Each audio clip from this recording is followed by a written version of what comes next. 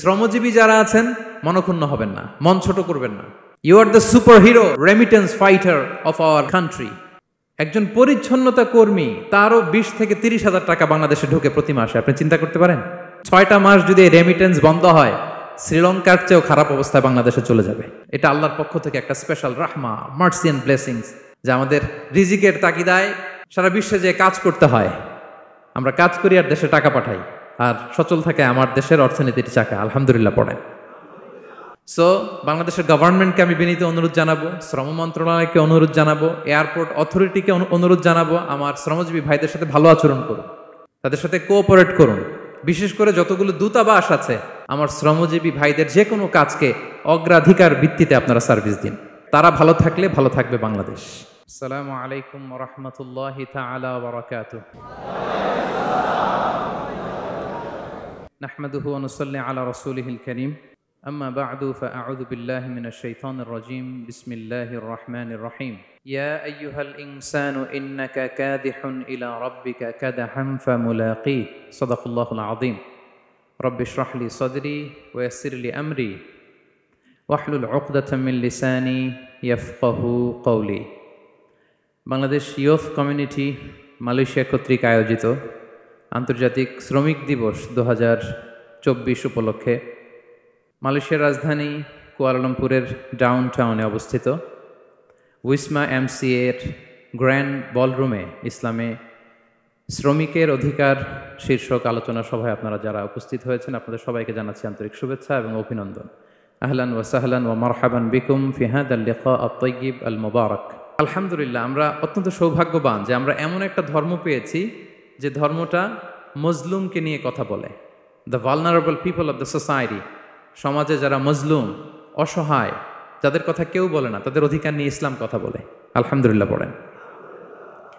ইসলাম শ্রমিকের অধিকার নিয়ে কথা বলে, লেবার রাইটস নিয়ে ইসলাম কথা বলে, ইসলাম উইমেন রাইটস নিয়ে কথা বলে, নারী অধিকার নিয়ে কথা বলে, ইসলাম হিউম্যান রাইটস নিয়ে কথা বলে, ইসলাম মানবাধিকার নিয়ে কথা বলে, ইসলাম অ্যানিমাল রাইটস নিয়ে কথা বলে, প্রাণী অধিকার নিয়ে কথা বলে। আল্লাহু আকবার।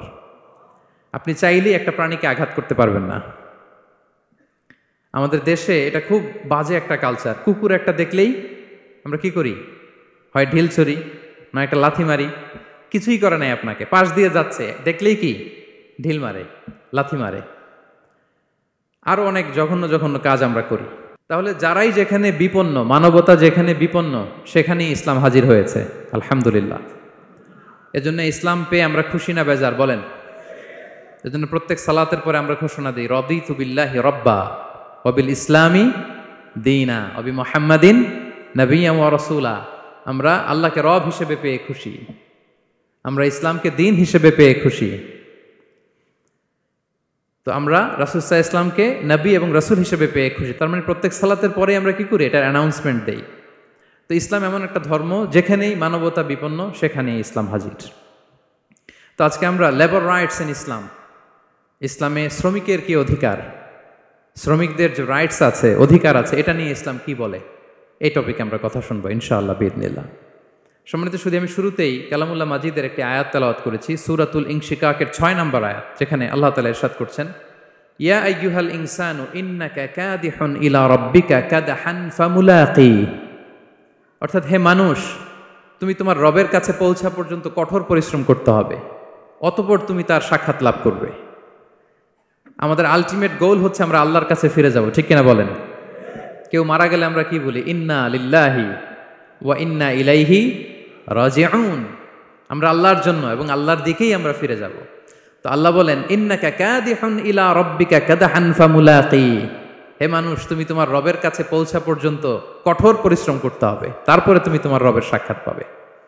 তার মানে এই দুনিয়াটা হচ্ছে পরিশ্রমের জায়গা। প্রিয় ভাইরা, এখানে পরিশ্রম না করলে সফলতার দেখা মিলে না। বাঁচতে হলে, সারভাইভ করতে হলে, টিকে থাকতে হলে আপনাকে পরিশ্রম করতে হবে। এই পৃথিবীতে কেউ কাউকে জায়গা করে দেয় না, এখানে জায়গা করে নিতে হয়, ঠিক কিনা বলেন?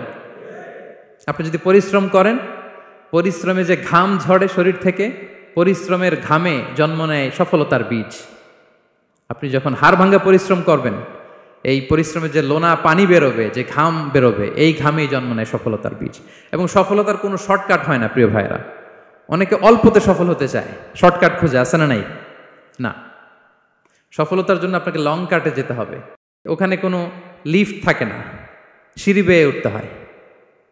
অনেকে চায় যে সফলতার লিফটে উঠবো, সুইচ চাপবো, সাকসেসফুল ইন লাইফ। না, এত সহজ না, আপনাকে সিঁড়ি বেয়ে উঠতে হবে। তাহলে পরিশ্রমের কোনো বিকল্প নেই। এই দুনিয়াটা হচ্ছে পরিশ্রমের জায়গা, সংগ্রামের জায়গা। আপনি সফল হতে হলে আপনাকে পরিশ্রম করতে হবে, করতেই হবে। আর পরিশ্রমে কোনো লজ্জা নেই। আমি বিভিন্ন আমার আলোচনায় বলি, কাজে লজ্জা নেই। কিসে লজ্জা নেই? আওয়াজ করে বলুন সবাই।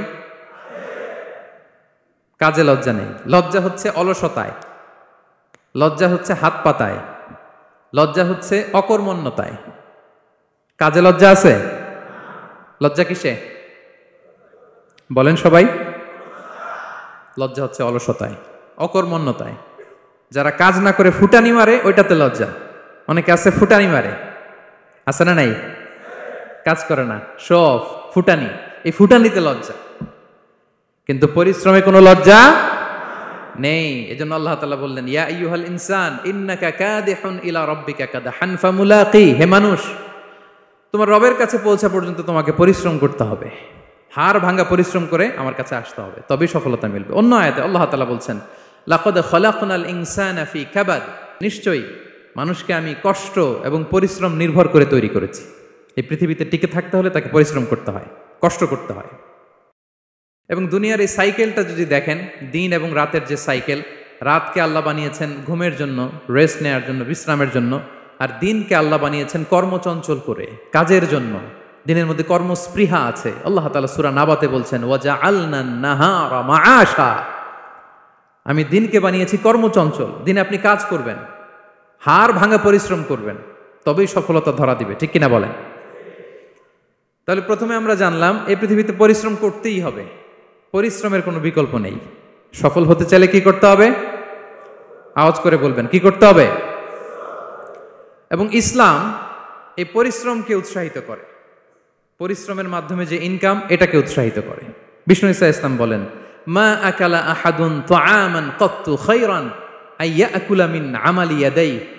মানুষ পরিশ্রম করে তার দুই হাত দিয়ে উপার্জন করে যে জীবিকা নির্বাহ করে, এর চেয়ে শ্রেষ্ঠ জীবিকা পৃথিবীতে আর নেই।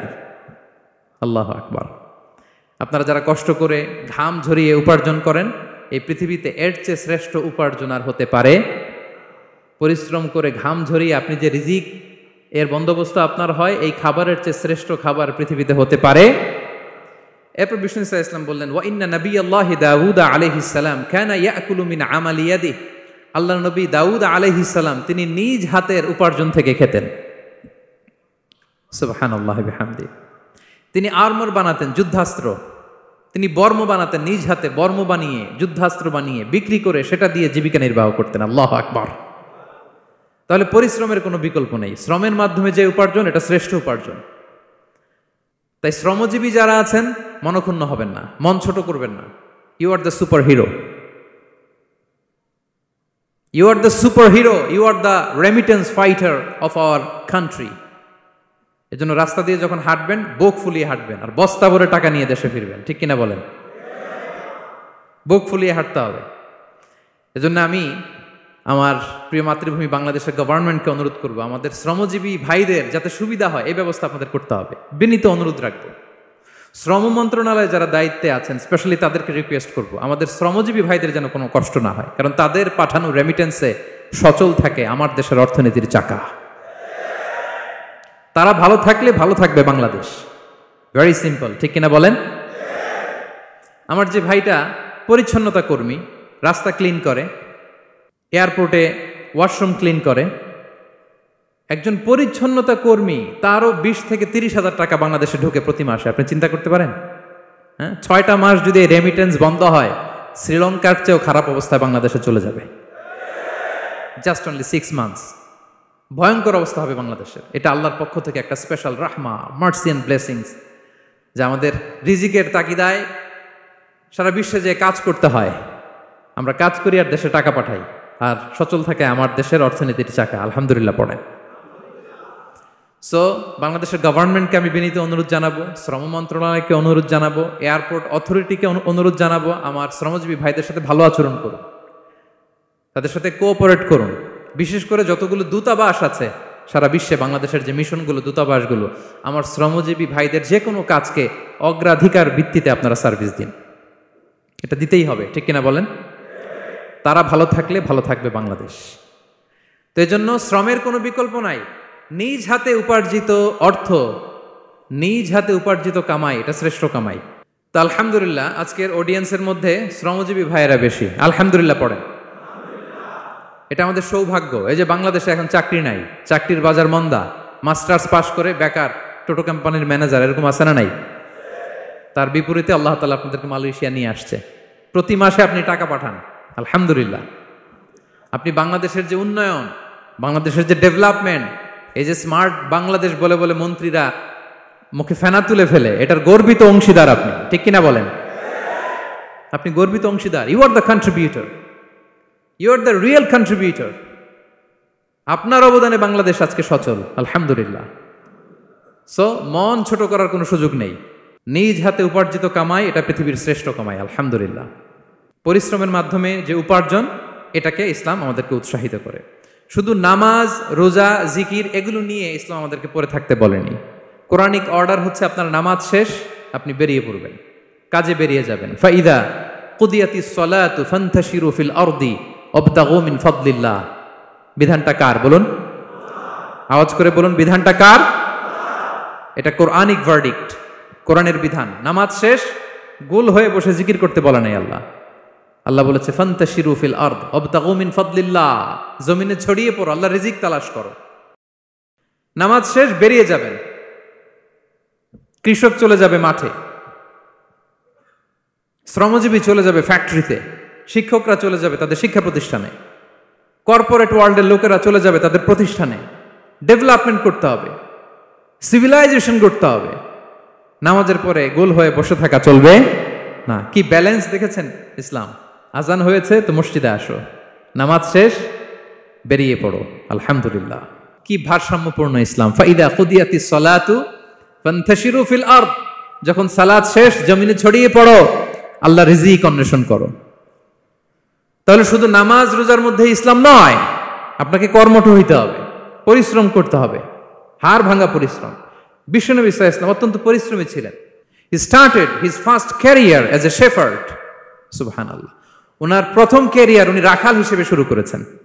রাখালরা যে কাজ করে, অর্থাৎ মরুভূমিতে ভেড়া, মহিষ, ভেড়া, ছাগল, তারপর বকরি, দুম্বা, এই চরানোর কাজগুলো দিয়ে বিষ্ণু সাল্লাল্লাহু আলাইহি ওয়াসাল্লাম তার ক্যারিয়ার শুরু করেছেন অ্যাজ এ শেফার্ড। বিষ্ণু সাল্লাল্লাহু আলাইহি ওয়াসাল্লাম বলেন, সহিহ বুখারীর বর্ণনা, মা বাআসাল্লাহু নাবিয়্যান ইল্লা রাআল গানাম। আল্লাহ তাআলা এই পৃথিবীতে এমন কোন নবী পাঠায় নাই যে নবীরা ছাগল চড়ায় নাই। সুবহানাল্লাহ পড়বেন না? সাহাবারা বললেন, ওয়া আনতা ইয়া রাসূলুল্লাহ, হে আল্লাহর নবী, আপনিও ছাগল চড়িয়েছেন? বিষ্ণু সাল্লাল্লাহু আলাইহি ওয়াসাল্লাম বললেন, নাআম, আমিও ছাগল চড়িয়েছি। ওয়া কুনতু আরআহা আলা কারারিত লি আহলি মক্কা, আমি অল্প কিছু মজুরির বিনিময়ে, অল্প কিছু টাকার বিনিময়ে, সামান্য কিছু পারিশ্রমিকের বিনিময়ে মক্কার লোকদের ছাগল চড়িয়ে দিতাম। সুবহানাল্লাহ পড়েন। ছাগল হচ্ছে খুব টেরা প্রাণী, ডানে টানলে বায়ে যায়, বায়ে টানলে ডানে যায়। তাদেরকে একসাথে করা অ্যাজ এ শেফার্ড, এটা মরুভূমিতে খুব কষ্টের কাজ। আল্লাহ তাআলা প্রত্যেক নবীকে দিয়ে ছাগল চড়িয়েছেন যাতে করে কিছুদিন পরে নবীরা মানুষ চড়াতে পারে। সুবহানাল্লাহ। আল্লাহ বুঝাতে চাইলেন, এখন ছাগল চড়াও, এদের উপর যদি কন্ট্রোল নিতে পারো তাহলে মানব জাতির উপর কন্ট্রোল নিতে পারবো। আল্লাহু আকবার। এজন্য প্রত্যেকটা নবীকে দিয়ে, সহিহ বুখারীর বর্ণনা, মা বাআসাল্লাহু নাবিয়্যান ইল্লা রাআল গানাম, আল্লাহ পৃথিবীতে এমন কোন নবী পাঠায় নাই যেই নবীকে দিয়ে আল্লাহ ছাগল চড়ায় নাই। তো বিষ্ণু সাল্লাল্লাহু আলাইহি ওয়াসাল্লাম ছাগল চড়িয়েছেন, অত্যন্ত সুঠাম দেহী ছিলেন, কর্মঠ ছিলেন। তার মানে বিষ্ণু সাল্লাল্লাহু আলাইহি ওয়াসাল্লামও পরিশ্রম করে উপার্জন করেছেন, ঠিক কিনা? ছাগল চড়াতেন, তার বিনিময়ে সামান্য কিছু পারিশ্রমিক নিতেন, মজুর নিতেন, এতে লজ্জা নাই। এজন্য এই কথা দিয়ে শুরু করেছি যে কাজে লজ্জা নেই। এই তো বিষ্ণু সাল্লাল্লাহু আলাইহি ওয়াসাল্লামের ক্যারিয়ার গেল। আমরা যদি সাহাবাদের জীবনী দেখি, ওনারাও পরিশ্রমী ছিলেন। কেউ খেজুর বাগানে কাজ করতেন, কেউ কৃষি কাজ করতেন, কেউ বাজারে ব্যবসা করতেন, কেউ বসে থাকেন নাই। হাড় ভাঙা পরিশ্রম করেছেন প্রত্যেকটা সাহাবা। তারা আমাদের মডেল, তারা আমাদের সুপার হিরো, তারা আমাদের আইকন, ঠিক কিনা? নবীরা আমাদের মডেল, সাহাবারা আমাদের মডেল। বিষ্ণু সাল্লাল্লাহু আলাইহি ওয়াসাল্লাম কর্মঠ ছিলেন, ওনার সাহাবারা অত্যন্ত কর্মঠ ছিল, কেউ বসে থাকতেন না। পরিশ্রম করতেন, হাড় ভাঙ্গা পরিশ্রম করতেন, উপার্জন করতেন।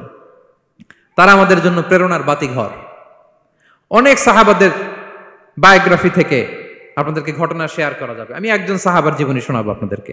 আব্দুর রহমান ইবনে আউফ রাদিয়াল্লাহু তাআলা আনহু। 10 জন জান্নাতের, দুনিয়াতে বসে যে 10 জন সাহাবা জান্নাতের সুসংবাদ পেয়েছেন তাদের মধ্যে একজন, আলহামদুলিল্লাহ বলেন। আব্দুর রহমান ইবনে আউফ রাদিয়াল্লাহু তাআলা আনহু প্রথম 8 জন মক্কায় যারা কালিমা পড়ে মুসলমান হয়েছে তাদের একজন। তার স্ট্যাটাসটাকে জেনে নেন। তো তিনি যখন মক্কা থেকে হিজরত করে মদিনায় গেলেন, মনে রাখবেন মক্কা থেকে যে সাহাবারা বাড়ি ঘর ছেড়ে হিজরত করেছে তাদেরকে বলে মহাজির, মানে হিজরতকারী সাহাবা। আর মদিনাতে যে সমস্ত সাহাবারা তাদেরকে রিসিভ করেছেন তাদেরকে বলে আল আনসার, মানে সাহায্যকারী সাহাবা। তো যারাই হিজরত করে মক্কা থেকে মদিনায় যেত, বিষ্ণু ইসলাম মদিনার কোন সাহাবীর সাথে তার ভাই পাতিয়ে দিতেন, আল মুআখাত, ব্রাদারহুড করে দিতেন, দায়িত্ব দিতেন যে তুমি এই সাহাবীকে দেখবে। তো আব্দুর রহমান ইবনে আউফ রাদিয়াল্লাহু তাআলা আনহু যখন হিজরত করে গেলেন, তার দেখভাল করার জন্য যে সাহাবীর দায়িত্ব পড়ল তার নাম হচ্ছে সাআদ ইবনে রাবিয়া, আনসারী সাহাবী রাদিয়াল্লাহু তাআলা আনহু। বিষ্ণু বললেন, সাআদ, আব্দুর রহমান ইবনে আউফ তোমার ভাই, ভাই বানিয়ে দিলেন। কি বানিয়ে দিলেন? তুমি তাকে টেক কেয়ার করবে, সে হবে তোমার মেহমান। সুবহানাল্লাহ। সাআদ ইবনে রাবি রাদিয়াল্লাহু তাআলা আনহু তিনি আব্দুর রহমান ইবনে আউফকে ডেকে নিয়ে গেলেন, ঘরে নিয়ে গেলেন মেহমানকে, এবং বললেন, ইয়া সাআদ ইন্নী আকসারুল আনসারি মালান। হে সাআদ, তুমি চিন্তা করো না, তুমি মনে করো না যে তোমার ভরণ পোষণ দিতে আমার কষ্ট হবে। আমি মদিনার সবচাইতে বড় বিজনেস ম্যাগনেট, সবচাইতে বড় বিজনেস ম্যাগনেট আমি। No tension, don't worry about it. Tension নিও না, আসো, তোমার জন্য আমার কি প্রপোজাল শোনো। ফাআকসিমু লাকা নিসফা মালি, আমার যত সম্পদ আছে আমি অর্ধেক তোমার দিয়ে দিব।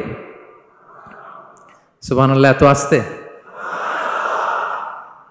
আপনার বাড়িতে কেউ মেহমান হলে করতে পারবেন এরকম? আল্লাহ, কেমন প্রেরণার বাতিঘর তারা। ফাআকসিমু নিসফা মালি, হে আব্দুর রহমান ইবনে আউফ, আমার অর্ধেক সম্পদ তোমারে দিয়ে দিব। এখানেই শেষ না, এরপর বলতে লাগলেন, আমার অনেকগুলো স্ত্রী আছে, তুমি কোথায় যে মেয়ে খুঁজবা, প্রস্তাব দিবা, এত ঝামেলার দরকার নাই। আমার কোন স্ত্রীকে তোমার ভালো লাগে বলো, তার যদি তোমাকে ভালো লাগে তাহলে প্রয়োজনে তাকে আমি ডিভোর্স দিয়ে দিব, তাকে নিয়ে তুমি সুখের সংসার করবা।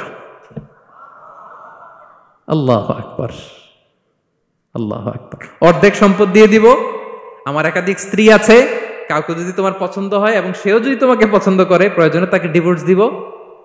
New life, new career, just go on. আমরা এই সুযোগ পেলে কি করতাম? সাথে সাথে অর্ধেক সম্পদ নিয়ে নিতাম, ঠিক কিনা? আব্দুর রহমান ইবনে আউফ প্রেরণার বাতিঘর। উনি কি করলেন? উনি বললেন, লা হাজাতা লি ফি যালিক। আমার ভাই, তুমি যে বলছো, এ সাআদ ইবনে রাবি, তুমি যে এত চমৎকার প্রপোজাল দিয়েছো, এতেই আমি খুশি। তোমার কোনো কিছুর আমার দরকার নাই।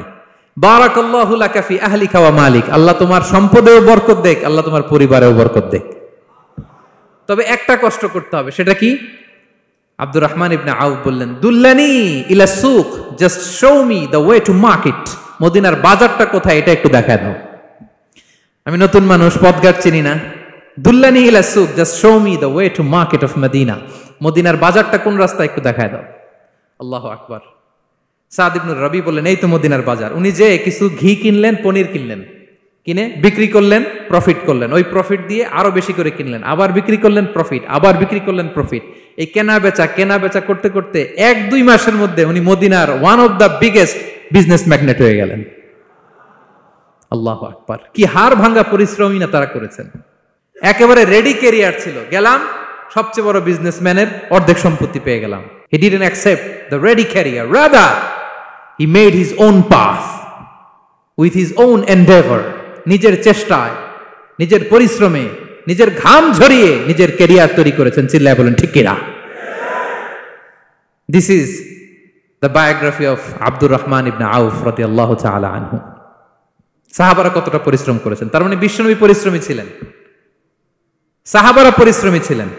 এবং বিষ্ণু ঈসা ইসলাম পরিশ্রম করতে বলতেন সবাইকে, হাত পাততে নিষেধ করতেন, কারণ দারিদ্রতা বড্ড ভয়ঙ্কর।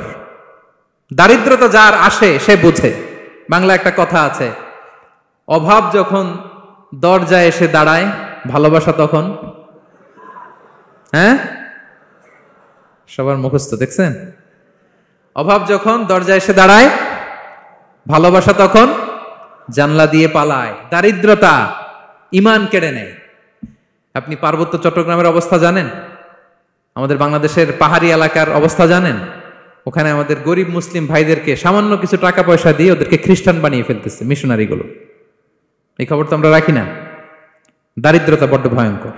এজন্য বিষ্ণু ইসা ইসলাম দারিদ্রতা থেকে আল্লাহর কাছে পানাহা চাইতেন। তিনি বলতেন, আল্লাহুম্মা ইন্নী আউযু বিকা মিনাল ফাকরি ওয়াল কিল্লাতি ওয়াদ-দিল্লাহ। ও আল্লাহ, I seek refuge with you from poverty, from insufficiency and humiliation.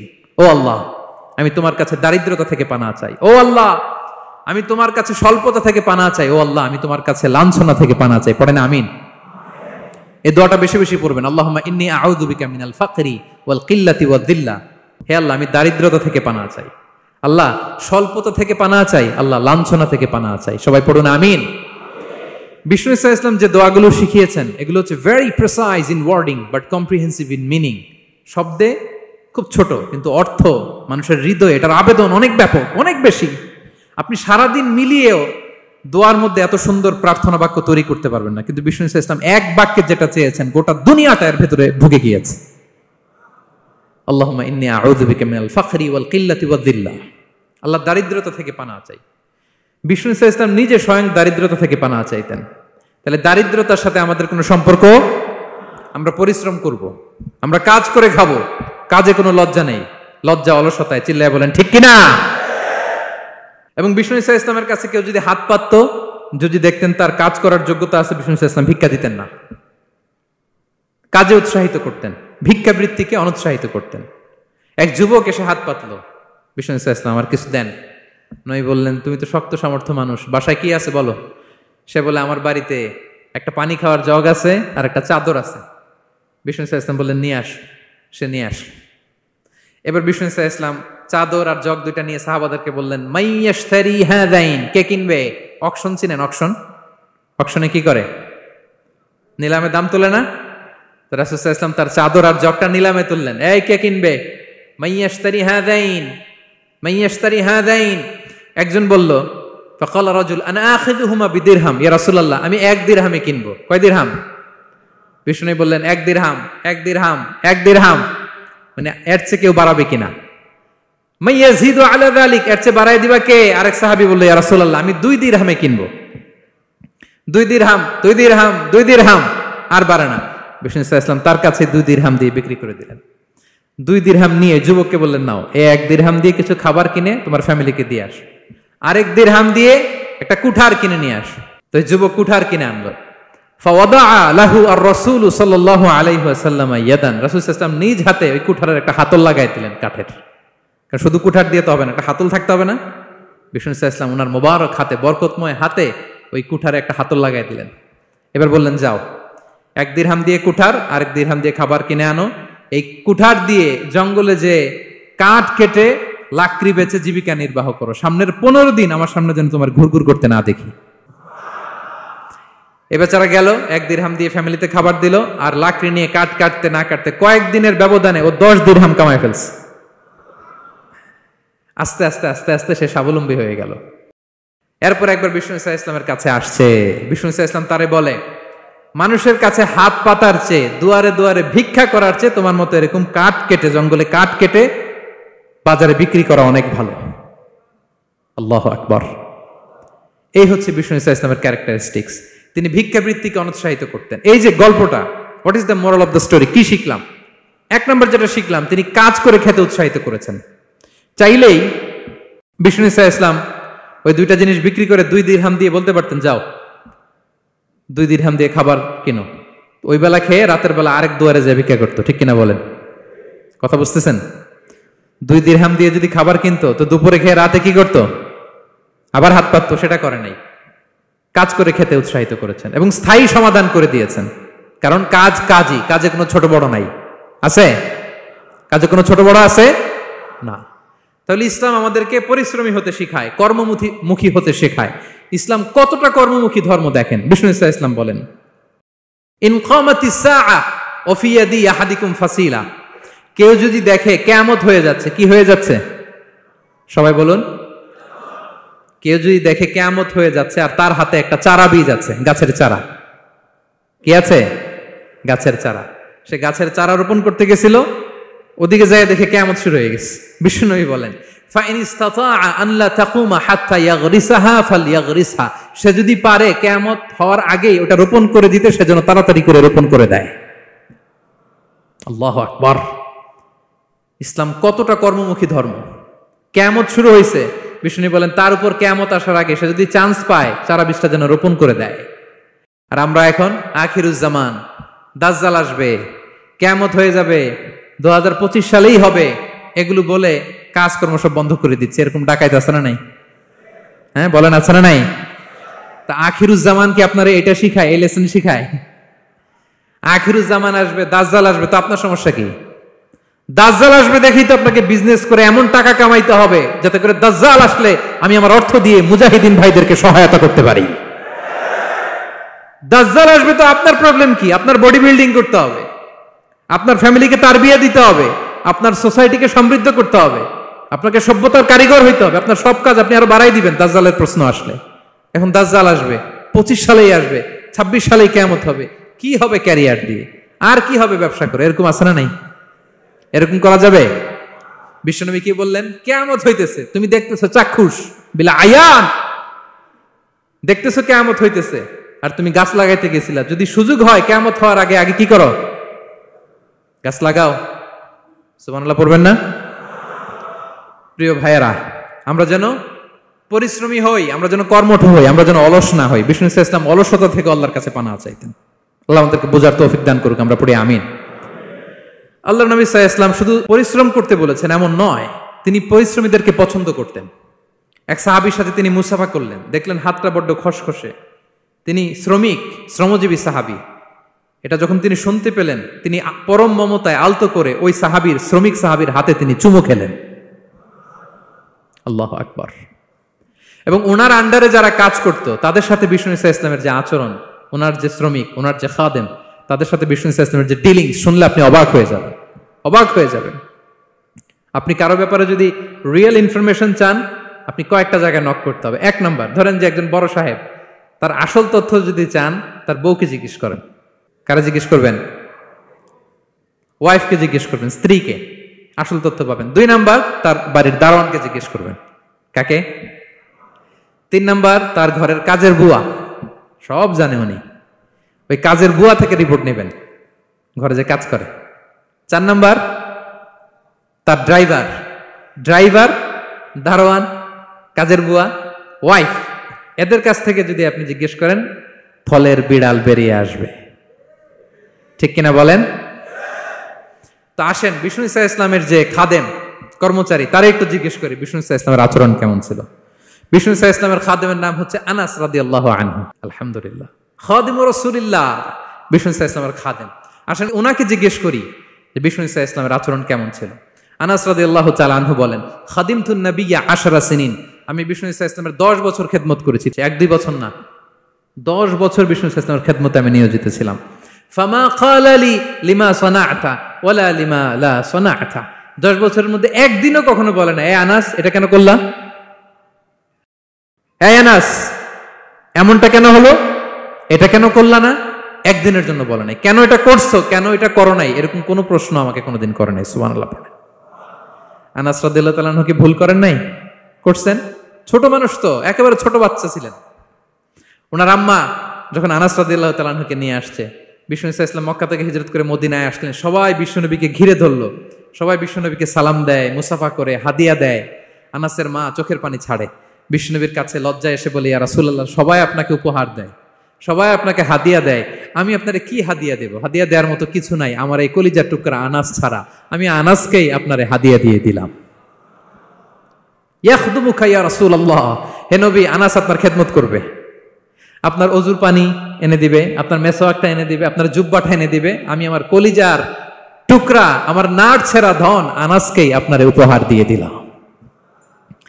Anas রাদিয়াল্লাহু তাআলা বিষ্ণু ইসলামের সাথে থাকতেন, অজুর পানি এনে দিতেন, জামা এনে দিতেন। বিষ্ণু বললেন, আনাস আমার ওই জুব্বাটা নিয়ে আসো। ছোট্ট আনাস জুব্বা আনতে যে মদিনার বাচ্চারা খেলতেছে, আমাদের দেশে যে খেলে, কুতকুত খেলে, চারা খেলে, এইটা খেলে, সেইটা খেলে, ওই খেলাধুলা দেখে নবীর জামা আনার কথা উনি ভুলে গেলেন, বাচ্চাদের সাথে দাঁড়িয়ে খেলা দেখতে আরম্ভ করলেন। এখন সময় গড়িয়ে অনেক হয়ে গেল, আনাসও আসে না, জুব্বাও আসে না। ঘটনা কি? বিষ্ণু ইসলাম বললেন, যাই নিজের জামা নিজে নিয়ে আসি। তো বের হলেন, যে দেখে সর্বনাশ, আনাসকে পাঠাইছি জুব্বা আনতে, আনাস দেখি এদিকে খেলার মধ্যে মগ্ন হয়ে আছে। বিষ্ণু ইসলাম কিছুই বললেন না, চুপ করে যে উনিও আনাসের পিছনে এভাবে দাঁড়িয়ে রইলেন, কিছুই বলে না। তো আনাস খেলা একবার এদিকে দেখে, একবার ওদিকে দেখে, একবার এদিকে ঘুরতে ঘুরতে হঠাৎ দেখে পিছনে কে? স্বয়ং বিশ্বনবী। আল্লাহ, বিশ্বনবীর দেখে তো আনাস রাদিয়াল্লাহু তাআলার কলিজাটা এখানে চলে আসছে ভয়। হায় হায়, আজকে খবর আছে। হায় হায়, আমার না যুদ্ধ আনতে বলছিল, আমি কি কাজ করলাম? ভয়ে আটকে উঠছে। বিষ্ণু ইসলাম ধমক দেয় নাই, পিট্টি দেয় নাই, কিছু করে নাই, শুধু একটা মুচকি হাসি দিয়েছে। আনাস রাদিয়াল্লাহু তাআলা আনহু বলে, বিশ্বনবীর সেই দিনের মুচকি হাসির শাসন মৃত্যুর আগ পর্যন্ত আমাকে সোজা রাস্তায় রেখেছে, আর ডানে বায়ে করি নাই কোনোদিন। তার মানে শাসন করতে জানলে ব্যাত মারা লাগে না, শাসন করতে জানলে গায়ে হাত তোলা লাগে না, শাসন করতে জানলে মুচকি হাসি দিয়েও শাসন করা যায়, ঠিক কিনা বলেন? বিশ্বনবীর মুচকি হাসির শাসন আনাস রাদিয়াল্লাহু তাআলা আনহুকে আজীবন সোজা রাস্তা রেখেছে। তাহলে শ্রমজীবীদেরকে বিষ্ণু ইসলাম কতটা সম্মান করতেন, শ্রদ্ধা করতেন, ভালোবাসতেন, বুঝতে পারছেন সবাই? প্রিয় ভাইয়েরা, লেবার রাইটস ইন ইসলাম, ইসলামে শ্রমিকের অধিকার। শ্রমিকদেরকে ইসলাম কমপক্ষে 7টা অধিকার দিয়েছে। কয়টা? 1 নাম্বার, ইসলাম একজন শ্রমিককে প্রথম যে অধিকারটা দিয়েছে সেটা হচ্ছে কাজ শেষে, শ্রম শেষে তার পারিশ্রমিকের অধিকার, মজুরি পাওয়ার অধিকার, কাজ শেষে বেতন পাওয়ার অধিকার। কাজ করেছেন তো আপনি বেতন পাবেন, এটা আপনার অধিকার। বেতন বা পারিশ্রমিক এটা একটা কর্মজীবীর অধিকার। আপনার কোম্পানির মালিক যে আপনার বেতন দেয়, এটা কি দয়া করে? করুণা? তো এটা যদি করুণা হয়, সে যে আপনার কাজ করে দেয়, এটাও তো করুণা, এটা তো আর বড় করুণা, কি বলেন? আপনি যে স্যালারি পে করেন, এটা যদি করুণা হয়, সে যে পরিশ্রম করে, সে তো আর বড় করুণা করে আপনারে, তার কারণে তো আপনার কোম্পানি টিকে আছে, ঠিক কিনা বলেন? তাহলে এটা করুণা নয়, এটা শ্রমিকের অধিকার। এবং বিশ্বনবী সাল্লাল্লাহু আলাইহি ওয়াসাল্লামের সেই ঐতিহাসিক বাণী, তিনি বলেছেন, আতুল আজীরা আজরাহু ক্বাবলা আন ইয়াজিফা আরাকু, ঘাম শুকিয়ে যাওয়ার আগে শ্রমিককে তার পারিশ্রমিক বুঝিয়ে দাও। সুবহানাল্লাহ, বিশ্বনবীর ঐতিহাসিক বাণী। এখন জাতিসংঘ আমাদেরকে শিখায় যে শ্রমিকের মজুরি দিতে হবে, অন টাইমে দিতে হবে, স্যালারি দিতে হবে, এই করতে হবে, সেই করতে হবে। মানবাধিকারের কর্মীরা আমাদেরকে শিখায়, তারা শিখানোর 1500 বছর আগে বিশ্বনবী সাল্লাল্লাহু আলাইহি ওয়াসাল্লামের ঐতিহাসিক বাণী, তিনি বলেছেন, আতুল আজীরা আজরাহু ক্বাবলা আন ইয়াজিফা আরাকু, শ্রমিকের ঘাম শুকাবার আগে তার মজুরি পেমেন্ট করে দাও। সুবহানাল্লাহ ওয়া বিহামদিহি। ঘাম শুকিয়ে যাওয়ার আগে মানে অন টাইম, দ্রুততম সময়ে শ্রমিককে তার মজুরি দিয়ে দাও, তার বেতন দিয়ে দাও। যারা শ্রমিককে তার পারিশ্রমিক অন টাইমে দেয় না, স্যালারি অন টাইমে পে করে না, টালবাহানা করে, গরিমসি করে, তাদের ব্যাপারে বিষ্ণু সাল্লাল্লাহু আলাইহি ওয়াসাল্লাম কি বলেন? বিষ্ণু বলেন, 3 শ্রেণীর ব্যক্তি, সালাসাতুন আনা খাসমুহুম ইয়াউমাল কিয়ামা, 3 শ্রেণীর ব্যক্তির বিরুদ্ধে আমি বিশ্বনবী কিয়ামতের দিন আল্লাহর কাঠগড়ায় মামলা দায়ের করব। আমি বিশ্বনবী 3 শ্রেণীর ব্যক্তির বিরুদ্ধে আমি বিশ্বনবী আল্লাহর সুপ্রিম কোর্টের কাঠগড়ায় মামলা দায়ের করব। এর মধ্যে 1 শ্রেণীর ব্যক্তি হচ্ছে রাজুলুন ইস্তাআজারা আজীরান ফাস্তাওফা মিনহু ওয়া লাম ইউতিহি আজরা, কোন ব্যক্তি যে শ্রমিক নিয়োগ দেওয়ার পরে তার কাছ থেকে কাজ বুঝে নিয়েছে কিন্তু তাকে তার প্রাপ্য বুঝিয়ে দেয়নি। এরকম ডাকাত আমাদের সমাজে আছে না নাই? কাজ ঠিকই বুঝে নিছে কিন্তু তার প্রাপ্যটা বুঝিয়ে দেয়। বিশ্বনবী বলেন তার বিরুদ্ধে আমি মামলা দায়ের করব। প্রিয় ভাইরা, বুঝে থাকলে উত্তর দেন। বিশ্বনবী যার বিরুদ্ধে মামলা দায়ের করবে তার জান্নাত তো একেবারে ডাইরেক্ট, তাই না? হ্যাঁ, সুন্দর বলছে একজন, তার কোনো জামিন নাই, ঠিক কিনা বলেন? বিশ্বনবী যার বিরুদ্ধে মামলা দায়ের করেছে তার জান্নাতে যাওয়া তো দূর কি বাত, সে জান্নাতের ঘ্রাণও তার নাকে ঢুকবে না, চিল্লায় বলেন ঠিক কিনা? এই জন্য খবরদার, শ্রমিককে তার শ্রম নেয়ার পরে তার পারিশ্রমিক দিয়ে দেন, তার ঘাম শুকিয়ে যাওয়ার আগে, মানে অন টাইম। এটা নিয়ে কোনো টালবাহানা করা যাবে তা না হলে বিশ্বনবী তার বিরুদ্ধে মামলা দায়ের করবে। তার মানে 1 নম্বর অধিকার বুঝে পাইছেন? আপনি যে কাজ করেন, কাজের বিনিময়ে যে পারিশ্রমিক পান, যে স্যালারি পান, এটা আপনার অধিকার। এটা করুণা নয়, এটা অনুকম্প নয়, এটা কোনো দয়া নয়, ইটস ইউর রাইট, এটা আপনার অধিকার। আওয়াজ করে বলুন তো, গলা ফুলিয়ে, এটা আপনার কি? 2 নাম্বার, একটা শ্রমিককে ইসলাম যে অধিকার দেয় সেটা হচ্ছে চুক্তি মাফিক সকল সুযোগ সুবিধা প্রাপ্তির অধিকার। অর্থাৎ একজন এমপ্লয়ার যখন তার এমপ্লয়িকে নিয়োগ করে, একটা এমপ্লয়মেন্ট কন্ট্রাক্ট থাকে না? এমপ্লয়মেন্ট কন্ট্রাক্ট বুঝেন তো? একটা চুক্তিপত্র থাকে, এখানে ফিক্স করা থাকে ওয়ার্কিং আওয়ার্স, কয় ঘন্টা আপনি কাজ করবেন, আপনার জব স্পেসিফিকেশন, কি করবেন কি করবেন না, আপনার স্যালারির ব্যাপারে থাকে, কত স্যালারি দিবে, কখন দিবে, আবার আপনি ওভার টাইম করলে এক্সট্রা পে করবে, আপনি রেগুলার কাজ করলে ঘন্টায় per hour 20 ringgit, over time করলে 40 রিঙ্গিট। তারপর আপনি কখন ব্রেক নেবেন, একটা ব্রেক থাকে না যে এই টাইমে একটা ব্রেক দিতে হবে, এগুলো মিউচুয়াল আন্ডারস্ট্যান্ডিং এ এমপ্লয়মেন্ট কন্ট্রাক্টে থাকে। আপনি হলিডে কখন করবেন, ছুটি থাকতে হবে। টানা 7 দিন কাজ করানো যাবে বলেন? না, আন্তর্জাতিকভাবে এটা নিষিদ্ধ। টানা 7 দিন কোনো কাজ নাই, একদিন তার হলিডে থাকতে হবে, তার অ্যানুয়াল লিভ থাকতে হবে। Right to rest and leisure, বিশ্রামের একটা সময় লাগবে। এই যে 1 মে আন্তর্জাতিক শ্রমিক দিবস, এটা শুরু হয়েছে কিভাবে? ইউনাইটেড স্টেটস অফ আমেরিকার শিকাগোতে 1986 সালে এই কাজের বিরুদ্ধেই তারা আন্দোলন করেছিল। টানা 7 দিন তাদেরকে দিয়ে গাদার মতো খাটানি খাটাতো, দাসের মতো তাদের সাথে আচরণ করা হতো। তারা আন্দোলন শুরু করেছিল, 8 জনকে গুলি করে নিহত করা হয়েছিল। সেখান থেকে এই মে দিবস। কিন্তু বিষ্ণু ঈসা ইসলাম 1500 বছর আগে এই শ্রমিকদের অধিকারের ব্যাপারে সোচ্চার ছিলেন। আলহামদুলিল্লাহ বলেন। তাহলে right to rest and leisure, UDHR, universal declaration for human rights, এগুলো সব নির্ধারিত আছে। তার মানে একজন শ্রমিকের 2 নম্বর অধিকার হচ্ছে চুক্তি অনুযায়ী সকল সুযোগ সুবিধা প্রাপ্তির অধিকার। আপনার চুক্তি করছেন, আপনি এটা এটা দিবেন, কিন্তু কাজের পরে আপনি ফ্যাসিলিটি দিচ্ছেন না, এটা করা যাবে বলেন? করা যাবে? আল্লাহর কোরআন কি বলছে শুনুন। আল্লাহর কোরআন বলে, ইয়া আইয়ুহাল্লাযীনা আমানু আউফু বিল উকুদ, O you who believe fulfil your contract, ও বিশ্বাসীরা তোমরা তোমাদের চুক্তি পূর্ণ করো। ও আউফু বিল আহদি ইন্নাল আহদা কানা মাসউলা, তোমরা যে কমিটমেন্ট করেছো, যে কন্ট্রাক্ট করেছো, এই চুক্তি তোমরা পূর্ণ করো। তা না হলে কিয়ামতের কঠিন ময়দানে এই চুক্তির ব্যাপারে, কন্ট্রাক্টের ব্যাপারে, এই এগ্রিমেন্টের ব্যাপারে আপনারা জিজ্ঞেস করবে কে? তাহলে যা চুক্তি করেছেন সুযোগ সুবিধা, তাই আপনাকে দিতে হবে। মালিক ভাইয়েরা মনে থাকবে তো নাকি? এগ্রিমেন্টে যা যা বলেছেন, যা যা লিখে সিগনেচার করেছেন, তাই আপনাকে দিতে হবে। আদেশটা কার? সবাই বলুন। আপনি মন চাইলে হায়ার করবেন, এরপরের দিন ফায়ার করবেন, এরকম করা যাবে? হ্যাঁ, চাইলে হায়ার ফায়ার, মন যা চায় তা করবেন, এটা করা চলবে না। তাহলে 2টা অধিকার গেল। 3 নম্বর, একজন শ্রমিককে ইসলাম যে অধিকার দিয়েছে সেটা হচ্ছে সুন্দর আচরণ পাবার অধিকার। তিনি আপনার ফ্যাক্টরির ওয়ার্কার, আপনার স্টাফ, এজন্য যা মনে চায় তা আচরণ করবেন, দাসের মতো আচরণ করবেন। এটা করা যাবে? আওয়াজ করে বলেন, করা যাবে? বিষ্ণু ঈসা ইসলাম ইন্তেকালের আগে পুরা উম্মাকে 2টা বিষয় ওসিয়ত করেছেন। আওয়াজ করে বলুন তো কয়টা? 1 নম্বর হচ্ছে নামাজ। 1 নম্বর কি? আসসালাত। আসসালাত, রুহু বের হওয়ার আগে, ইন্তেকালের আগে বিষ্ণু বলেন আসসালাত, আসসালাত, নামাজ, নামাজ। উম্মতেরা নামাজের ব্যাপারে সতর্ক হও। 2 নম্বর তিনি বলেছেন ওয়ামা মালাকাত আইমানুকুম, তোমাদের অধীনস্থ যারা আছে তাদের ব্যাপারে সচেষ্ট হও, তাদের প্রতি সদয় হও, তাদের সাথে খারাপ আচরণ করো না। এটা কখন বলছেন? জুমার খুতবার সময়, সাহাবীদের সাথে গল্প করার সময়, বিবিদের সাথে আলোচনার সময়। কখন? Just right before his death. এখনই রুহু বেরোবে, ইন্তেকালের আগে তিনি বলেছেন উম্মতেরা আসসালাত, নামাজ, উম্মতেরা ওমা মালাকাত আইমানুকুম, তোমাদের কর্মচারীদের সাথে খারাপ আচরণ করো না। তাহলে 3 নম্বর হচ্ছে শ্রমিকদের সুন্দর আচরণ পাবার অধিকার, তাদের সাথে খারাপ আচরণ করা যাবে না। বিষ্ণু ঈসা ইসলাম শ্রমিকদের রাইটস, অধিকারের ব্যাপারে এতটা সোচ্চার ছিলেন, বিদায় হজের মতো, বিদায় হজের যে বাণী, যে ভাষণ, এই ঐতিহাসিক ভাষণেও বাদ যায়নি শ্রমজীবীদের কথা। সুবহানাল্লাহ পড়েন। বিদায় হজের ভাষণে বিষ্ণু বলেছেন আরিকাকুম, আরিকাকুম আতইমুহুম মিম্মা তাকুলুন ওয়াকসুহুম মিম্মা তালবাসুন। খবরদার ও আমার উম্মতেরা, এই ভাষণের পরে আর বড় কোনো ভাষণ আমার পক্ষ থেকে তোমরা পাবে না। তোমাদের কর্মজীবী, তোমাদের শ্রমিক, তোমাদের ওয়ার্কার, তোমাদের স্টাফদের ব্যাপারে সাবধান থাকো। তোমরা যা খাবে তাদেরও তা খাওয়াবে, তোমরা যা পড়বে তাদেরও তা পড়তে দিবে, তাদের প্রতি তোমরা সদয় হবে। বিদায় হজের বাণী তো বিষ্ণু ঈসা ইসলাম আপনাদের কথা ভুলে নাই। আলহামদুলিল্লাহ পড়েন। কি রহমতের নবী ছিলেন, কি মায়ার নবী ছিলেন।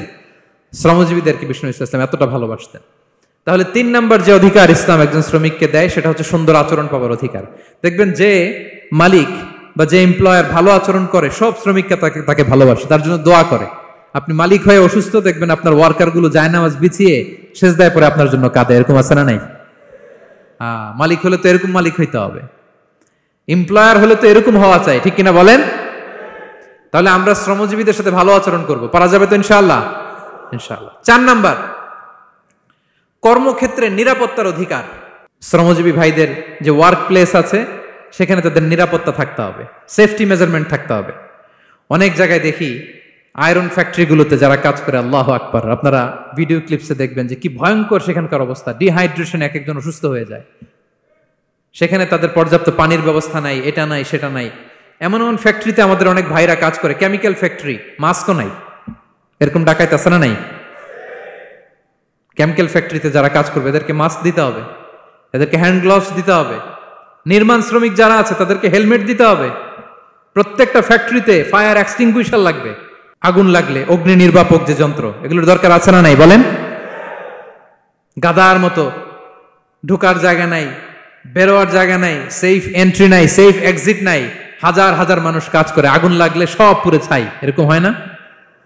প্রিয় ভাইরা বলেন, আওয়াজ করে বলেন, হয় না এরকম? অহরহ আমরা দেখি বাংলাদেশ।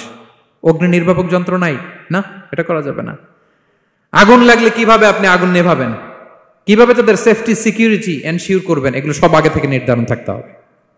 তাহলে 4 নাম্বার হচ্ছে নিরাপত্তা অ্যাজ এ এমপ্লয়ার, এটা আপনাকে এনশিওর করতে হবে। 5 নাম্বারে সাধ্যের বাইরে কোনো কাজে বাধ্য না করার অধিকার। সাধ্যের বাইরে কিছু আপনি তার উপর চাপিয়ে দিতে পারবেন, এমন হেভি ওয়ার্কলোড দিতে পারবেন না যেটা তার শরীরে কুলায় না। এরকম ডাকাইতেছে যে পারে না, তারপরও তার উপর কাজ চাপিয়ে দেয়, আছে না নাই বলেন? বলেন। ওয়ার্কারের স্বাস্থ্যহানি হয়, অঙ্গহানি হয়, এবং এমন ছোট ছোট বাচ্চাদের দিয়ে কাজ করায়, শিশু শ্রম, এটা তো আইনত দণ্ডনীয় অপরাধ। এটা করা যাবে না। এগ্রিমেন্টে, চুক্তিতে আপনি যা করাবেন, যেভাবে করাবেন, যা চান সার্ভিস, ওইটাই করাইতে হবে। এবং আল্লাহর বিধান এটা, লা ইউকাল্লিফুল্লাহু নাফসান ইল্লা উসআহা। আল্লাহ সাধ্যের বাইরে বান্দার উপরও কোনো কিছু চাপিয়ে দেয় না। এটা samely applicable to the worker. বিষ্ণু ইসলাম বলেন, ওয়ালা ইউকাল্লাফু মিনাল আমালি ইল্লা মা ইউতিক। সাধ্যের বাইরে কোন ওয়ার্কারকে অতিরিক্ত কোনো কাজ চাপিয়ে দেয়া যাবে না। ফাইন কাল্লাফাহু, যদি তাকে সাধ্যের বাইরে কোনো কাজ চাপিয়ে দিতে হয়, মা ইয়াগলিবুহু, যেটা তার জন্য কষ্ট হয়ে যায়, ফাল ইউইনহু আলাই, এই কাজে তাকে সাহায্য করতে হবে। মালিক হয়ে আপনার হাত লাগাতে হবে, অথবা এক্সট্রা ম্যান পাওয়ার নিতে হবে, ওয়ার্কফোর্স নিতে হবে। সুবহানাল্লাহ পড়েন। বিশ্বনবী মনে হচ্ছে যেন বর্তমান যে এই যে হাজার হাজার ফ্যাক্টরি, এই কলকারখানা, এই ওয়ার্কারদের দুর্দশাগুলো দেখে দেখে পয়েন্টে পয়েন্টে ধরে ধরে কথা বলেছেন। আল্লাহু আকবার। যদি সাধ্যের বাইরে কিছু চাপিয়ে দিতে হয় তাহলে তাকে সহায়তা করতে হবে। তাহলে 5 নাম্বার শ্রমিকের অধিকার হচ্ছে সাধ্যের বাইরে কোনো কাজে বাধ্য না করার অধিকার। আপনি বাধ্য করতে পারবেন না। কটা গেল? 5টা। মাশাআল্লাহ, খুব মনোযোগী শ্রোতা।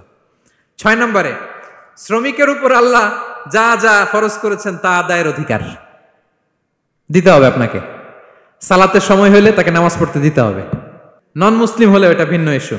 তখন আপনি চেষ্টা করবেন একটা মুসলিম কোম্পানিতে যাওয়ার, মুসলিম মালিকের আন্ডারে যাওয়ার, অথবা তাদেরকে সবাই মিলে অ্যাপ্লিকেশন করে বুঝাবেন যে সামান্য ফরজ নামাজটুকু পড়ার অনুমতি, পারমিশন আমরা চাই। কিন্তু কোনো মুসলিম এমপ্লয়ার নামাজের জন্য বাধা দিতে পারবে না। রমজান মাসে রোজা রাখা শ্রমিকের জন্য ফরজ না, অনুমতি দিতে হবে। নারী কর্মীদেরকে, যারা নারী কর্মী আছে তাদেরকে পর্দার অনুমতি দিতে হবে, হিজাবের অনুমতি দিতে হবে। মালিক তো দূরের কথা, আমাদের বাংলাদেশে অনেক বিশ্ববিদ্যালয়ের শিক্ষকরাই অনুমতি দেয় না। এরকম ডাকাত শিক্ষক আছে না নাই? এরকম জালেম বাংলাদেশে আছে না নাই? ঢাকা বিশ্ববিদ্যালয় চিন্তা করা যায়, মুসলিমদের টাকা দিয়ে যে বিশ্ববিদ্যালয়, ওখানে আমার বোনেরা পর্দা করে যেতে পারে না, আমার মুসলিম বোনেরা হিজাব পড়তে পারে না, নেকাব পড়তে পারে না। এই অধিকার কি শিক্ষককে দেওয়া হয়েছে? কথা বলেন না, never. You never can do that.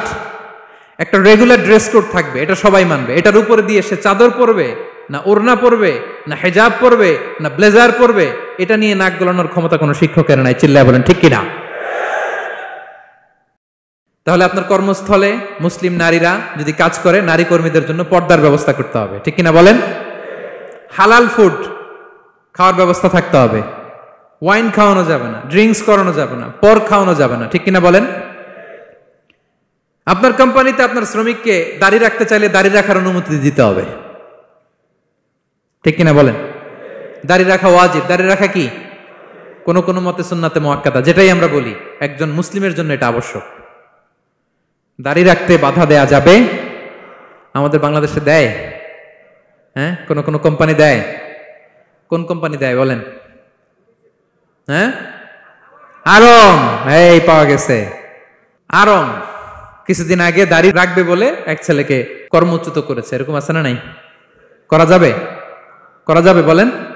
না, দাড়ি রাখার অনুমতি দিতে হবে, নারীদেরকে হেজাব করার অনুমতি দিতে হবে, এটা অধিকার। এটা অধিকার। শ্রমিকের উপর আল্লাহ তাআলা যা যা ফরজ করেছে এটা আদায়ের অধিকার তাকে দিতে হবে। আলহামদুলিল্লাহ বলেন। 7 নাম্বার, সর্বশেষ, সামাজিক নিরাপত্তা লাভের অধিকার, সোশ্যাল সিকিউরিটি। শ্রমিকের পুঁজি হচ্ছে তার শ্রম, তার জীবন যৌবন সব দিয়ে আপনার ফ্যাক্টরিরে একেবারে শীর্ষে নিয়ে গেল, শেষ জীবনে আপনি মালিক তারে ভুলে গেলেন, এরকম আছে না নাই? নো, তার জন্য সোশ্যাল সিকিউরিটির ব্যবস্থা করতে হবে। অনেক শ্রমিক ভাইরা আছে সারা জীবন ফ্যাক্টরির জন্য কাজ করে শেষ বয়সে দুরারোগ্য ব্যাধিতে আক্রান্ত, তাদের খোঁজ খবর কেউ নেয় না। এটা গভর্নমেন্টের দায়িত্ব। গভর্নমেন্ট ফান্ড থেকে, কোম্পানির ফান্ড থেকে, অথবা কোনো যাকাত ফান্ড থেকে, অথবা কোনো এন্ডোমেন্ট ফান্ড থেকে, অর্থাৎ ওয়াকাফের ফান্ড থেকে তাদের সোশ্যাল সিকিউরিটির ব্যবস্থা করতে হবে। সামাজিক নিরাপত্তা দরকার আছে না নাই বলেন? এটা আপনাদের অধিকার। এই 7টা অধিকার ইসলাম একজন শ্রমিককে দিয়েছে। তো শ্রমিককে ইসলাম শুধু অধিকারই দিয়েছে, মালিকের কোনো অধিকার নাই নাকি? এবার মালিকরা খেপে উঠছে। এতক্ষণ মালিকরা চুপচাপ, আমি দেখতেছি তো, এতক্ষণ যা যা বলতেছি মালিকরা চুপচাপ শুনতেছে। যখনই বলছি মালিকের অধিকার আছে না নাই, মালিকরা কয় আছে। হ্যাঁ, ইসলাম চেক এন্ড ব্যালেন্স করেছে। ইসলাম হচ্ছে ভেরি ব্যালেন্সড রিলিজিয়ান, ভারসাম্যপূর্ণ একটা জীবন ব্যবস্থা। শ্রমিকেরও দায়িত্ব আছে। শ্রমিকেরও কি প্রিয় ভাইয়েরা দায়িত্ব আছে। বিষ্ণু ইসা ইসলাম বলেন, সালাসাতুন লাহুম আজরান, 3 শ্রেণীর ব্যক্তি আছে যাদেরকে আল্লাহ যে কোনো কাজ করলে ডাবল রিওয়ার্ড দিবে, ডাবল। আপনি নামাজ পড়লে যাওয়া সওয়াব, এক করলে দ্বিগুণ সওয়াব। এর মধ্যে এক শ্রেণীর হচ্ছে ওয়াল আবদুল মামলুক ইদা আদ্দা হাক্কাল্লাহ ওয়া হাক্কা মাওয়ালিহ, ওই দাস যে তার আল্লাহর ইবাদত করে, আল্লাহর হকও পালন করে আর তার মনিবের হকও পালন করে। এখানে দাস বলতে শুধু আগের সময়ের দাসই নয়, বর্তমান সময়ের যারা কর্মজীবী তারাও। কোন কর্মজীবী সে যদি আল্লাহর বিধান, আল্লাহর হক আদায় করে, পাশাপাশি যার আন্ডারে সে কাজ করে তার হকও আদায় করে, বিষ্ণু ইসা ইসলাম বলেন সব কাজে তার প্রতিদান হবে ডবল ডবল। পড়েন আল্লাহু আকবার। তাহলে শ্রমিকের দায়িত্ব হচ্ছে কোম্পানিকে যে সার্ভিস তার দেওয়া এটা পূর্ণাঙ্গ রূপে দিতে হবে। এটা হচ্ছে শ্রমিকের দায়িত্ব। 1 নম্বরের দায়িত্ব হচ্ছে লয়ালটি, আমানতদারিতা। 1 নম্বর দায়িত্ব কি? আপনি বেতন নেন আপনার বসের কাছ থেকে, কোম্পানির কাছ থেকে, কিন্তু সার্ভিস দেন আরেক কোম্পানির, হবে? বলেন। যার নুন খাই তার গুণ গাইতে হবে। আপনি যেই কোম্পানি থেকে স্যালারি নেন, সার্ভিস আপনার তাকে দিতে হবে। লয়ালটি থাকতে হবে, বিশ্বস্ততা, এটা জরুরি, এটা থাকতে হবে।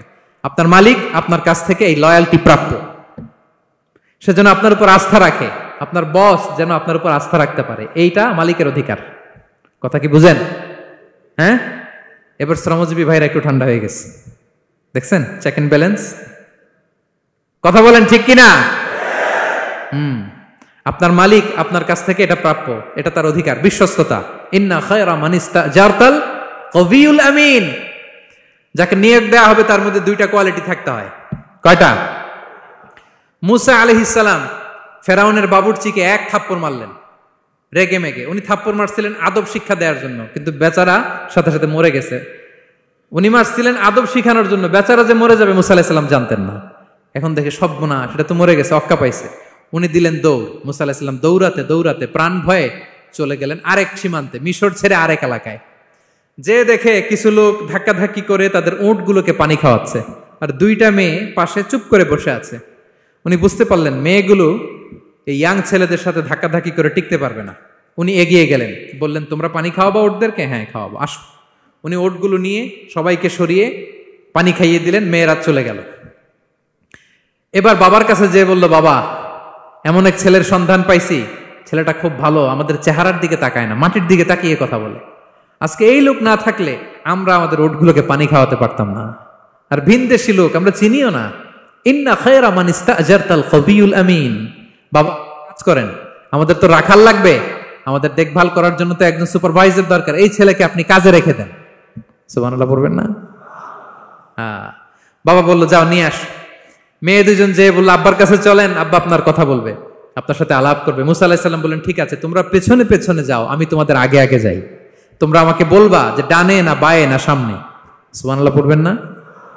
কি চরিত্র, কি চরিত্র ছিল যাতে করে তাদের দিকে তাকানো না লাগে, মুসা আলাইহিস সালামের নজর যেন তাদের দিকে না পড়ে। মুসা আলাইহিস সালাম বললেন আমি আগে যাই, তোমরা পিছন থেকে বলো ডানে না বায়ে, কোন গলি, কোথায় যাব।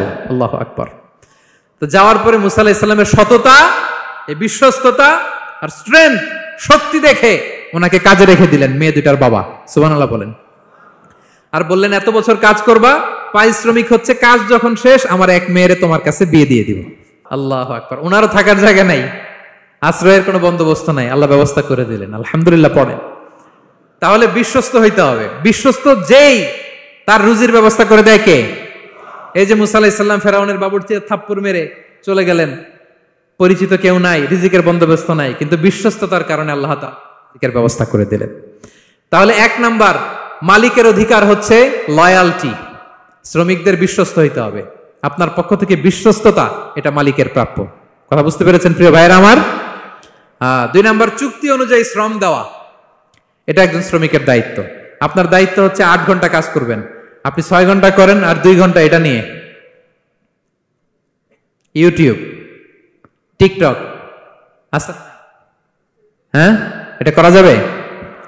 8 ঘন্টার যদি চুক্তি হয় আর আপনি যদি প্রতিদিন 6 ঘন্টা কাজ করেন, আপনি যে পারিশ্রমিক পাবেন এটা হালাল হবে? বলেন বলেন, আওয়াজ করে সবাই বলুন না, হালাল হবে না। আপনার চুক্তি অনুযায়ী আপনাকে শ্রম দিতে হবে, এবং এই চুক্তি অনুযায়ী শ্রম পাওয়াটা একজন মালিকের অধিকার। একজন মালিকের 3 নম্বর অধিকার হচ্ছে to work in a best manner possible. আপনার সাধ্যের সবটুকু উজাড় করে দিয়ে কোম্পানির জন্য কাজ করতে হবে। কোনো কাজ করলে সর্বোচ্চ ওয়েতে করতে হবে, সবচেয়ে বেস্ট ম্যানারে করতে হবে। অনেকে আছে ধরি তো ধরি না, করি তো করি না, এরকম আছে না? নাই না, ইসলাম এটা বলে না। বিষ্ণু ইসলাম বলেন ইন্নাল্লাহা ইউহিব্বু ইযা আমিলা আহাদুকুম আমালান আইয়ুতকিনা। আল্লাহ তাআলা ওই কর্মচারীকে পছন্দ করে, আল্লাহ সুবহানাহু ওয়া তাআলা ওই কর্মচারীকে পছন্দ করে, ওই লোককে পছন্দ করে যে ব্যক্তি যখন কোনো কাজ করে ওটা মজবুত ভাবে করে, চমৎকার ভাবে করে, দ্য বেস্ট ওয়ে পসিবল, সুন্দরভাবে করে। এরকম কাজ করা যাবে তো? বলেন বলেন, যাবে? এবং যে শ্রমিক, যে কর্মজীবী ভাইরা এইভাবে কাজ করে, তারা মালিকের নজরে পড়ে যায় খুব তাড়াতাড়ি, ঠিক কিনা বলেন? তাদের বেতন বেড়ে যায় তাড়াতাড়ি, তাদের অবস্থা তাড়াতাড়ি ভালো হয়। 4 নম্বর অধিকার হচ্ছে আপনি আন্তরিকতার সাথে কাজ করবেন, আপনার মালিকের কোম্পানিকে নিজের কোম্পানি মনে করবেন। পারা যাবে? শ্রমিক ভাইয়েরা আমার কলিজার টুকরা শ্রমজীবী ভাইয়েরা, মালিকের কোম্পানিকে নিজের কোম্পানি মনে করা যাবে? অনেকে দেখবেন যে নিজের গাড়িটা খুব সেফলি ড্রাইভ করে, কিন্তু বসের গাড়ি নিয়ে যখন ড্রাইভ করে তখন আর এই এক্সট্রা কেয়ার নাই। এরকম আছে না? নাই। নিজের জিনিস খুব দেখে শুনে রাখে, কিন্তু কোম্পানির জিনিস যখন ইউজ করে ওইখানে সেই দেখভাল তার নাই। এরকম আছে না? নাই। এরকম করবেন আপনারা না। আপনি যে কোম্পানিতে কাজ করেন এটা নিজের কোম্পানি, ওইটার উত্তর সাকসেস, সফলতার জন্য আপনাকে আন্তরিক হইতে হবে। তাহলে এই 4টা অধিকার আল্লাহ তাআলা প্রত্যেকটা মালিককে দিয়েছে। তাহলে চেক এন্ড ব্যালেন্স হয়েছে। কথা কি সবাই বুঝতে পারছেন? আলহামদুলিল্লাহ। পড়েন। পুরো আলোচনার সামারি বলি 1 মিনিটে। 1 number lesson, take away message সাথে করে নিয়ে যাবেন, যেটা শুরুতে বলেছিলাম। 1 নাম্বার কথা হচ্ছে সফলতার জন্য পরিশ্রমের কোনো বিকল্প নেই। হাড় ভাঙা পরিশ্রম করতে হবে আমাদের ক্যারিয়ারের জন্য, আমাদের ব্যবসার জন্য, আমার চাকরির জন্য আমাদের হাড় ভাঙা পরিশ্রম করতে হবে। কারণ শ্রমে কোনো লজ্জা নেই, পরিশ্রমে কোনো লজ্জা নেই, ঠিক কিনা বলেন? লজ্জা কিসে? অলসতায়। আমরা অলস হব না, অকর্মণ্য হব না, হাত পাতবো না, আমরা পরিশ্রম করে খাবো। 2 নাম্বার কথা, নবীগণ এবং সাহাবাগণ অত্যন্ত পরিশ্রমী ছিলেন, কর্মঠ ছিলেন, তারা আমাদের আইকন, আমরাও পরিশ্রমী হব। ইসলাম শ্রমিকের ব্যাপারে, শ্রমিকের অধিকারের ব্যাপারে এত জোরালো বক্তব্য দিয়েছে, পৃথিবীর কোন ধর্ম এভাবে দেয় নাই, ঠিক কিনা? আমরা যারা মালিক আছি, আমরা যেন আমাদের অধীনস্থ শ্রমজীবীদের প্রতি সদয় হই, তাদের অধিকার আদায়ের জন্য আমরা সচেষ্ট হই। আর আমরা যারা শ্রমিক আছি, কর্মজীবী আছি, আমরা আমাদের মালিকের কোম্পানিকে যেন নিজের কোম্পানি মনে করি, আন্তরিকতার সাথে, লয়ালটির সাথে যেন আমরা কাজ করি। আল্লাহ তাআলা আমাদের কাজে, কর্মে, পরিশ্রমে, ক্যারিয়ারে, চাকরিতে, ব্যবসায় ভরপুর বারাকা দান করুক। আওয়াজ করে পড়ুন আমিন। হাযা মা ইনদি ওয়াল ইলমু ইনদাল্লাহ আলাইহি তাওয়াক্কালতু ওয়া ইলাইহি উনীব। ওয়াসসালামু আলাইকুম ওয়া রাহমাতুল্লাহি তাআলা ওয়া বারাকাতুহু।